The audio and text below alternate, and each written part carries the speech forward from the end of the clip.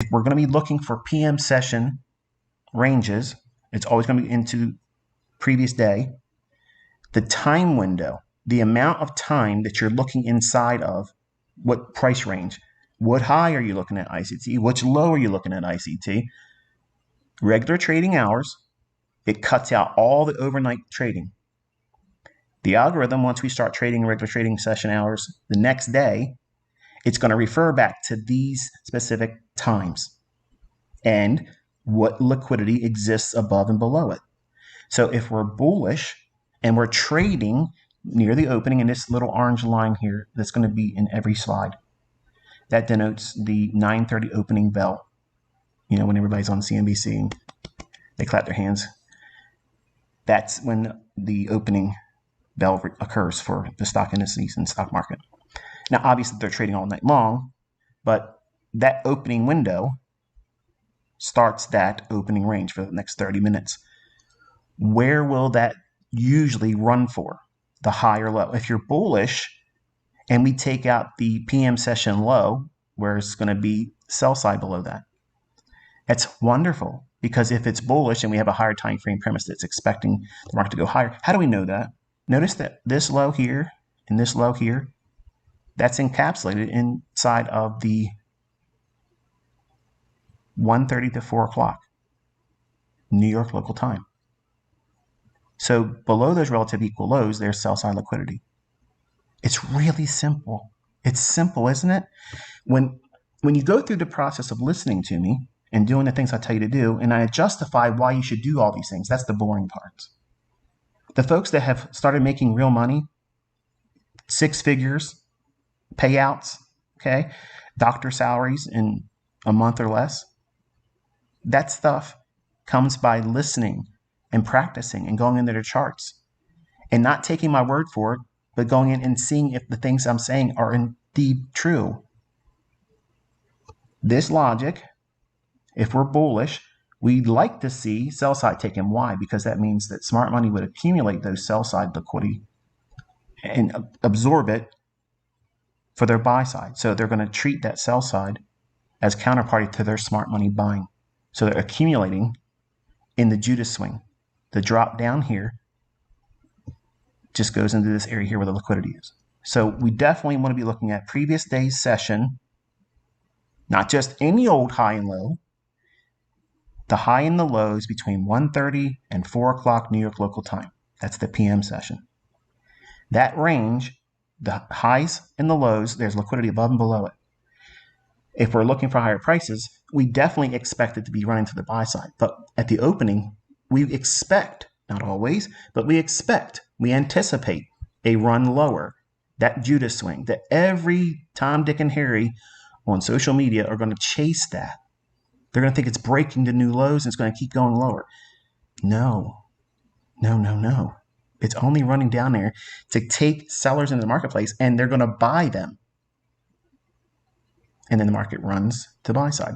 Now, you could be a trader that simply takes this order here as a long, as a turtle soup. Now, admittedly, this takes a great deal of conviction.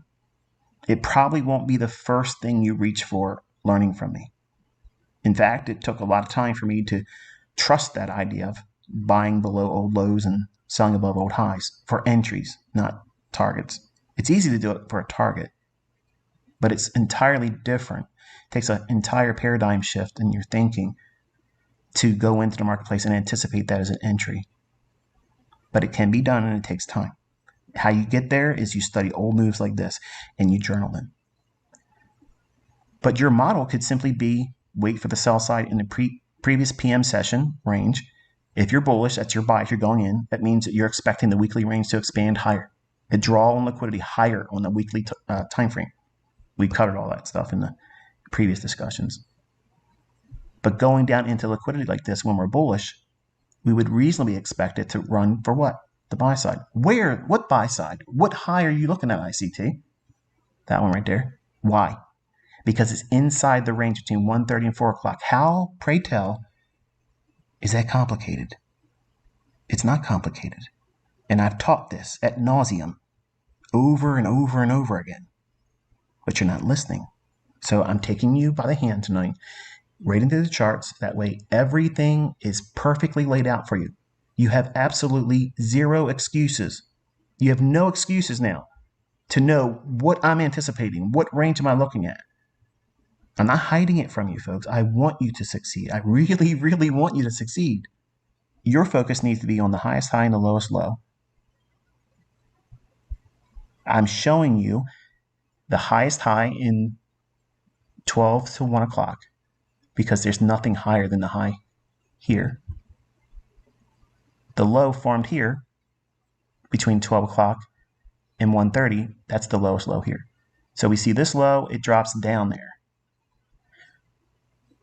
If we're expecting price to be bullish and it's not done anything in the morning, Powell's talking, there's a afternoon event that's expected like FOMC, something to that effect, you avoid the morning session.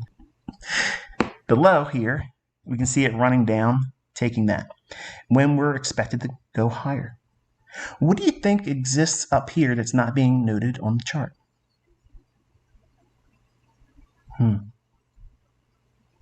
We'll get back to that. The market starts its run at 1:30, completely random. Now, you're probably watching this video and you've never seen anything else by me or never listened to Twitter Spaces that I've done. And you don't know that I've said that time at 1:30. You don't know that I've said this many, many times, referring about the New York lunch and how there's an algorithm that controls price, and there's a macro that begins at 1:30 that sets the tone and pace for the 2 o'clock to 3 o'clock silver bullet, baby.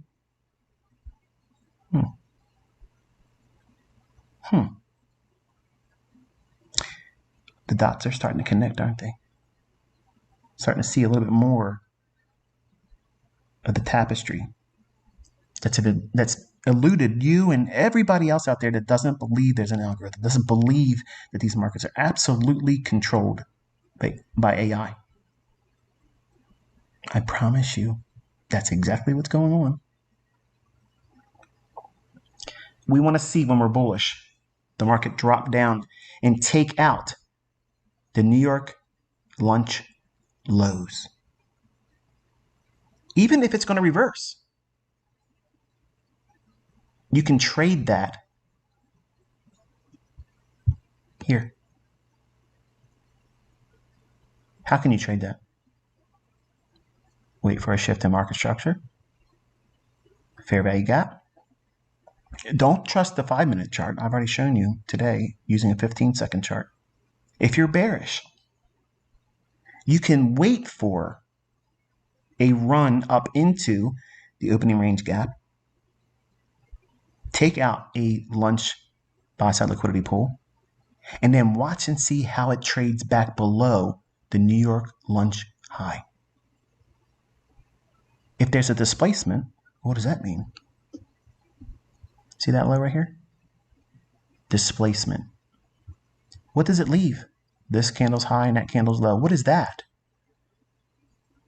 That's random. Look at that. It's like it's just, it has no rhyme or reason, right? Wrong. That's your 2022 model. Boom. Sell short. Aim for what, ICT? The New York lunch low. Well, it made this one here at 1 o'clock, but you can use this one while you're long or bullish. I know it looks cherry picked and talking. I promise I got something for you that are thinking that right now. I promise you, just sit tight. But in the afternoon session, you can see how that lunch hour plus 30 minutes, that 90-minute window, that low right here is where sell side resides. And in the PM session, it raids that liquidity. But ICT, look, man, there's some relative equal lows down there, and you teach relative equal lows, right? But before you get there, where's the next logical range to look for in terms of liquidity? That lunch hour or 90-minute period. New York lunch is a 2-hour window of time. We had relative equal highs here in the afternoon going into 1:30 when New York lunch ends. And then the opening range for PM session begins until 2 o'clock Eastern time. That's what this is here, okay? But I want you to take a look at how this buy side was taken ahead of the 1:30 close on New York lunch. That's not random, okay? So this run on buy side liquidity, prior to that happening, go right into this candlestick right there. That is a buy side imbalance, sell side inefficiency right before the liquidity was taken during New York lunch. So this is an algorithmic price delivery. It's not buying pressure, just as much as it's not selling pressure that drove it down. This individual candlestick. Now look at the data up here, okay? We're going to be looking at the closing price, which is this right there on this candlestick. Notice that price. 25,165.75. The next candlestick's open needs to be higher of a close. I'm sorry, higher opening price rather than this candlestick's close. So anything like 25,166 even or higher would warrant annotating this with a volume imbalance. Here's the opening price. So it's 25,166 even. So you have to anchor to this candlestick's close, which is 25,165.75. And that's what you see the anchor to, okay? The candlestick low here, 25,177.5. So that is your buy side imbalance, sell side inefficiency with a volume imbalance at the low, okay? So here, if this was bullish, one would expect it to trade down into it and go higher. Not at this time of day. It's going to go back and seek liquidity. What liquidity? What's it going to look for? You got to go back and consider at 10 o'clock, start going through. Here's a sell side liquidity pool. There's a sell side liquidity pool, and it's part of first presented fair value gap, which is that darker red line.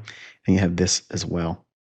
Okay, so you have several factors where you can use the retracement lower in PM session.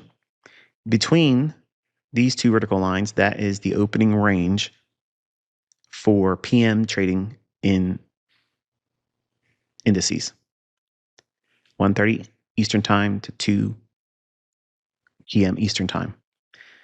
First presented fair value gap here. Displacement. Trades up into it. There you go. First presented fair value gap. Shorting hits it here.